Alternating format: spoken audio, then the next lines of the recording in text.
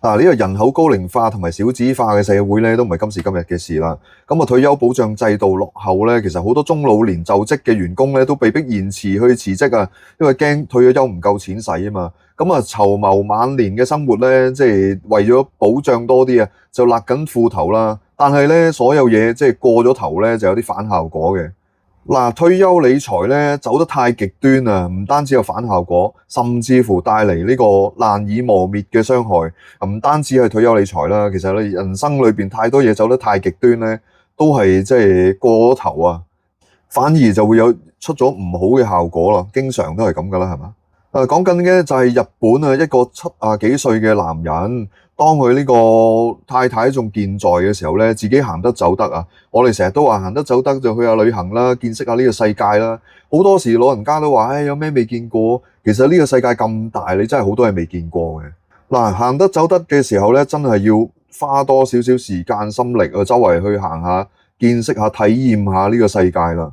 咁呢個70幾歲啦，即係自己仲有錢嘅時候咧，用都唔捨得用。我都曾經聽過好多人啊，即係限住自己去廁所用2格廁紙啦，係嘛？食飯又唔加錢飲凍飲啦，即係呢啲諸如此類呢啲 credit card 咧，做到呢個人生好極致啊，好似自己好叻咁，其實真係戇嘟嘟嘅。當佢去到咧屋企人啊家人離世啦，自己都中風半身不遂嘅時候咧，其實你窮得只有錢咯，積蓄裏邊咧攞咗1/4出嚟，即係愛嚟交呢個護老院嘅費用嗰一刻咧。哇！個心就戚住啦，即係難過到呢個老淚縱橫。喺呢此時此刻咧，佢先後悔咁多年虧待自己同埋佢屋企人啊！即係究竟為咩而生活咧？我成日都係咁講噶啦。生活咧就要使費嘅，最緊要量入而出，唔係叫你大花筒洗腳唔抹腳啊嘛！即係適當嘅嘢，需要嘅嘢要俾就要俾噶啦，成日勒住自己，咁你賺錢翻嚟做乜咧？固然之咧，好多人都係話咩貧窮線係嘛？我都識有啲朋友係咁嘅，個月出完糧，跟住又話冇晒錢啊，咁都有嘅。呢啲太極端就唔講啦，因為即係正常人有份糧啊，家庭開支，咁你月光族都係叫能夠應付生活所需啊。甚至乎有啲人工高啲嘅，有啲儲蓄，有啲儲備係嘛，就安排好計劃下自己嘅人生。當然要考慮退休嘅花費啦，但係亦都未至於極端到即係使少少錢都未至於想死咁啊嘛。經濟穩固卻不敢花錢啊，呢個係一種不幸嚟嘅。喺日媒裏邊咧，財經新聞報導咗呢種咧所謂悲劇啦。冇錯，其實退休儲備咧，的確即係要適當嘅時候咧，要能夠支援到你嘅人生啦。咁樣咧會對你未來嘅焦慮減低唔少嘅。你過度重視呢個儲蓄咧，變咗你冇晒生活啊！即係食又唔捨得食，用又唔捨得用，咁你生存為咩咧？有時人生有好多重要嘅時光㗎嘛，譬如慶祝嘅時間啦。間唔中開心輕鬆嘅時間啦，甚至乎有啲好特別嘅日子要食餐靚啲嘅，又留為一個紀念開心下，呢個係人生必須要做嘅嘢嚟噶嘛。咁呢個74歲嘅老翁啦，佢生活好簡樸嘅，好難想像佢有8000萬 yen 嘅資產喎，8000萬 yen 就即係圍到幾百萬港紙啦。每個人都有即係因果噶嘛，咁佢點解咁極端咁慳錢咧？源於佢童年嘅時候咧就出身好貧窮，好潦倒啊！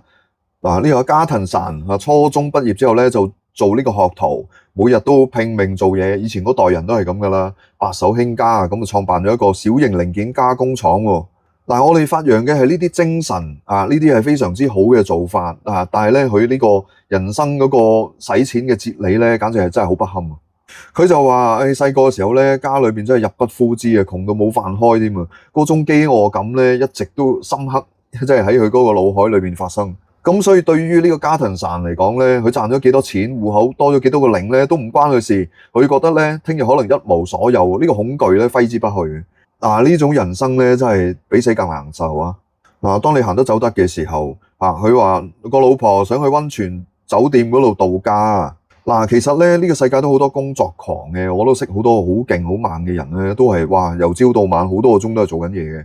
咁唔緊要嘅，其實你工作之餘咧，你得到個收成，你識得享受人生咧，呢個係一個樂事嚟噶嘛。當呢個經濟泡沫嘅週期咧，個個都揾大錢意氣風發喎，佢咧依然嚴守呢個節儉嘅理財紀律喎，好似好叻咁啊！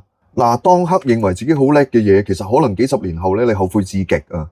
單身嘅時候，你中意點慳咪點慳咯，但係你成咗家，你繼續孤寒成性咧，呢啲咪出事咯。啊，呢啲咁刻薄嘅，咁你即係賺多錢嚟做咩啫？唔好學啲以前舊嗰啲高官拎把間尺嚟度幾多寸啊，幾多錢啊，係咪啊？呢啲咁無知咁無昧嘅人，嗱，呢種守財嘅心態咧，真係去到好偏激、好偏執嘅地步噶啦。佢老婆同佢講：我哋住一次都好啊，想去間溫泉旅館住1晚喎。咁你講緊住1晚溫泉旅館幾多錢啊？有限錢啫係嘛？當時咧呢個加藤神咧就哇好驚使錢喎，幾萬日圓住1晚，佢就話：哎呀唔得啊，唔好咧，拒絕咗啦。將來萬一有事啊，點樣算呢？話人生就係咁噶啦，活在當下啊嘛，每一個 moment 啊都係一個美好嘅時刻嚟嘅。成日話等工作穩定咗，儲到更加多錢，咩叫多啫？咩叫夠啫？即係滿腦子就咁嘅思想係咪啊？嗱，呢啲人咧咁多年咧都虧待自己，虧待身邊嘅人啊！佢話：我究竟為咩而生啊？你70幾歲先諗呢啲，你中年30幾40歲要諗定噶啦。其實呢啲好簡單嘅哲理啫，係嘛？嗱，我又唔係好明白啦。而家啲教育係咪有啲失敗咧？點解啲人去到大半生啦，70幾歲先諗呢啲咁嘅人生課題咧？嗱，當你啦呢個之後啦，遲啲先啦，咁樣永遠都冇下文啦，因為佢個老婆已經過咗身啦，一直默默支持佢嘅即係老婆啦，突然間急病猝逝，到舊年嘅時候，自己咧都唔好彩啦，中咗風，導致呢個身體麻痹癱瘓，都喐唔到啦。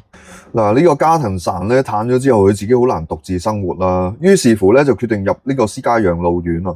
咁護老院而家今時今日一啲都唔平噶，其實講緊都要俾成球嘢港紙喎，2000萬日元喎。嗱，呢個金額嘅龐大咧，其實早已經冇辦法喺自動櫃員機度撳出嚟啦。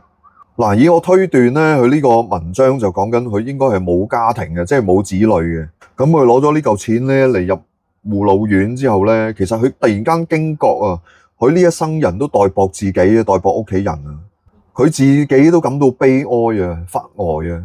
嗱，人生就係咁啦，辛辛苦苦賺咗啲錢，即係自己要識得去運用，點樣令自己快樂咧，亦都係一門學問嚟嘅。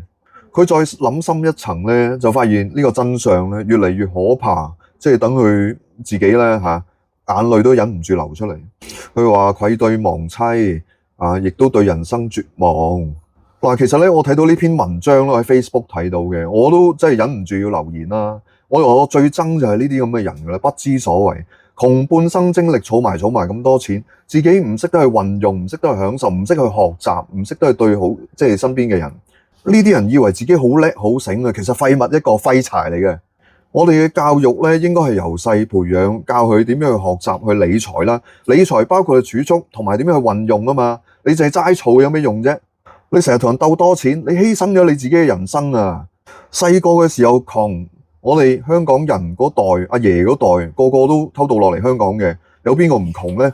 隨住日子時間，係咪啊？每個階段有唔同嘅機會，每人都去把握機會去奮進嘅時候，改變自己嘅人生。有啲嘢唔可以太極致嘅，適可而止啊嘛，拿捏翻自己，對自己適當嘅生活，好好安排個人生，好好享受嘅人生。人呢一生3萬幾日㗎啫，即係好命嘅話，係咪啊？去到100歲都36500日，無謂對啲小事咁執着咁計較，係咪啊？基本嘅夠食夠住夠使，再多嘅就係 bonus 嚟㗎啦。好好對你身邊嘅人，好好諗下自己人生應該點樣行，點樣去生活，呢個先係智者嘅行為啊嘛。唔係叫你毫無約束亂咁揈錢，退咗休乜都唔理，係咪啊？其實當然現實有好多壓力啦，好多唔同嘅麻煩事要處理啦。有呢啲調查咩月入中位數幾多錢夠退休睇完得啖笑自己理解下分析下自己嗰個位置應該點樣去繼續行，咁就 OK 㗎啦。最重要即係自己心裏有數，唔好成日同人比較呢樣比較嗰樣，搞到自己人生充滿悲哀。所以咧，錢係要儲，係要計劃，但係唔好太過極端咯。加杯凍飲加3蚊都話即係好貴好嘥錢嗰啲咧，走去堆填啦。